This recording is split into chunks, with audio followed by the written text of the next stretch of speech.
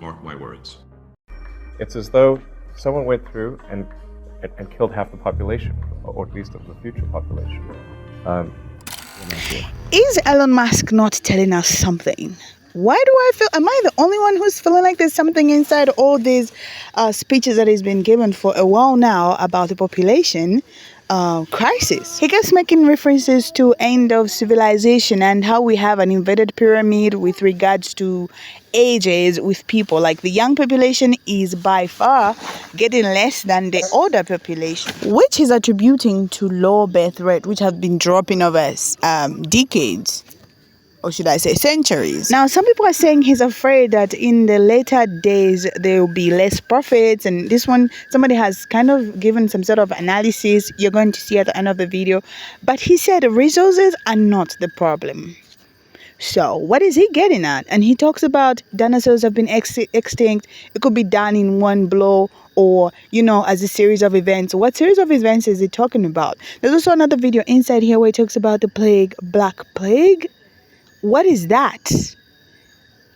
Guys, there's something here. Like, these elite people don't just talk anyhow, okay? Maybe he knows something, and he's talking about how we human beings must be adaptive to different planets. Like, who's going to take the whole population of Earth to Mars? Talk about that. Anyway, guys, let me roll these clips you can watch, and then we're going to discuss. Tell me your findings and what you know so far. Otherwise, it's getting spooky. Kids were born last year. I think we have a serious issue with population collapse. That's far bigger than people realize. And you know, just the social networks and everything. The social support networks were not really set up for a high ratio of retirees to workers. So then. Well, thank God we got robots coming in. Yeah, the robots, exactly. We'll need those robots, but you don't want to have the youth effectively enslaved to take care of the elderly. You know, which is what I think we need to watch out about population collapse. This is somewhat counterintuitive to most people. They think that, well, there's so many humans, maybe too many humans, but that's just because they live in a city. If you're in an aircraft and you look down, they say if you dropped a cannonball, how often would you hit a person? Basically never. In fact, there's stuff falling in from space all the time. Natural meteorites, old rocket stages, all the time.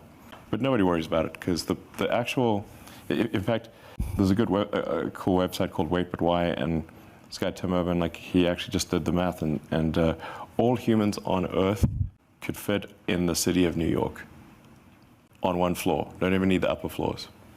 So that's actually, the cross-section of humans as seen from Earth is extremely tiny, basically vanishingly small, almost nothing. So we need to watch out about population collapse. Low birth rate, I think, is a big risk. And it's also not exactly top secret. You can go look at the Wikipedia, you know, birth rate. So, this is definitely the civilization ends with a whimper, not a bang. Because it would be a sad ending, where the average age becomes very high, and really the youth are effectively de facto enslaved to take care of the old people. This is not a good way to end. Do you have any new projects dealing with these topics that you've just addressed? Well, I'm trying to set a good example on the kid front. 6 kids? Yes, for now. The crumble. Mark my words. That's the polar opposite of headlines over the years that have warned there are too many people. Stanford biologist Paul Ehrlich wrote in his 1968 best-selling book, The Population Bomb, in the 1970s, hundreds of millions of people will starve to death due to overpopulation, which didn't happen. At that time, the world's population was growing quickly, increasing by 2.1% a year on average.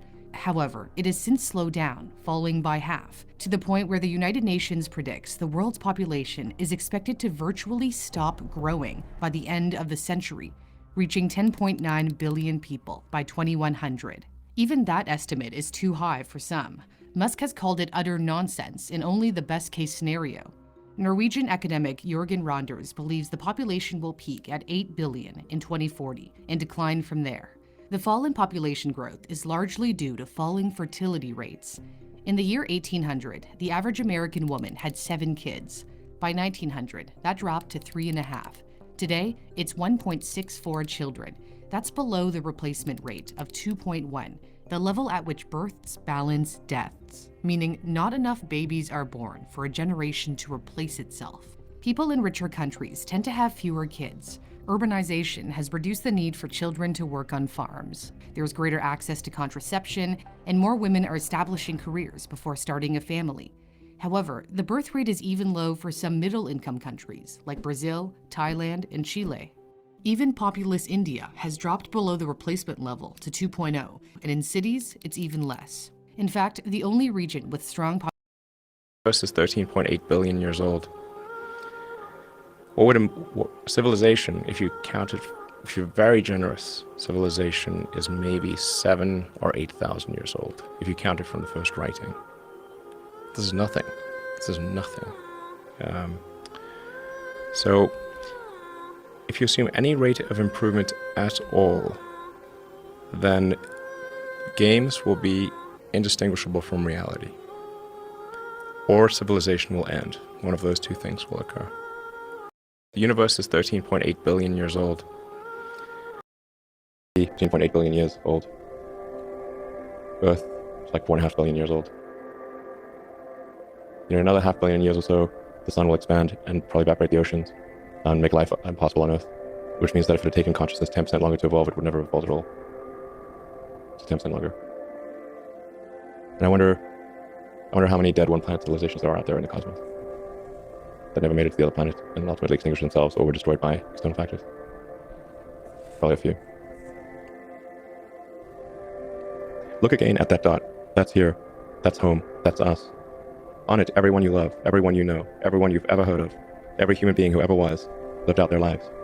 The aggregate of our joy and suffering, thousands of competent religions, ideologies, and economic doctrines, every hunter and forager, every hero and coward, every creator and destroyer of civilization, every king and peasant, every young couple in love, every mother and father, hopeful child, inventor, and explorer, every teacher of morals, every corrupt politician, every superstar, every supreme leader, every saint and sinner in the history of our species lived there, on a mote of dust suspended in a sunbeam. Our planet is a lonely speck in the great enveloping cosmic dark. In our obscurity, in all this vastness, there is no hint that help will come from elsewhere to save us from ourselves. The Earth is the only world known so far to harbor life. There is nowhere else, at least in the near future, to which our species could migrate. This is not true. There are really two fundamental paths. History is going to bifurcate along two directions. One path is we stay on Earth forever, and then there will be some eventual extinction event. I don't have an immediate doomsday prophecy, but eventually history suggests there will be some doomsday event. The alternative is to become a space-faring civilization and a multi-planet species, which I hope you would agree that is the right way to go. Should we be worried about population collapse? Elon Musk seems to think so. In fact, he's been saying this for a while. There are not enough people. I can't emphasize this enough. There are not enough people.